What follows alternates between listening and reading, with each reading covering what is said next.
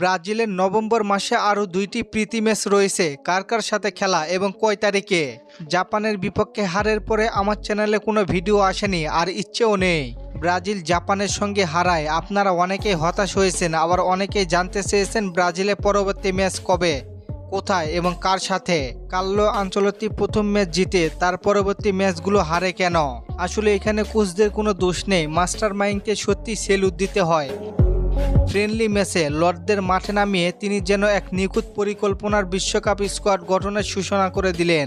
এভাবে বোঝা যায় কে শুধুমাত্র নামের জন্য দলে আর কে সত্যি হৃদয়ে ব্রাজিলের হলুদ জার্সিতে বহন করার যোগ্য রাখে। ফুটবল শুধু খেলা নয়, এটা অনুভব, আর কার্লো আনচেলত্তি সেটা নতুন করে মনে করিয়ে দিলেন। নভেম্বর মাসে ব্রাজিলের আরও 2টি ম্যাচ হবে। সেই ম্যাচগুলো হচ্ছে তিউনিসিয়া আর অপরটি হবে মরক্কোর বিপক্ষে। মরক্কোর ম্যাচটি অনুষ্ঠিত হবে ইংল্যান্ডের মাঠে।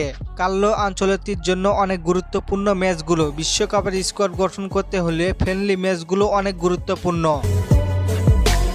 এসবের মাঝে আরেকটি সুখবর আছে, ব্রাজিল ও ক্রোয়েশিয়া ফুটবল ফেডারেশনের মধ্যে চলছে উত্তেজনাপূর্ণ আলোচনা। মার্চ মাসে এক রোমাঞ্চকর মুখোমুখি আয়োজনের পরিকল্পনায় ব্রাজিল ফুটবল ফেডারেশন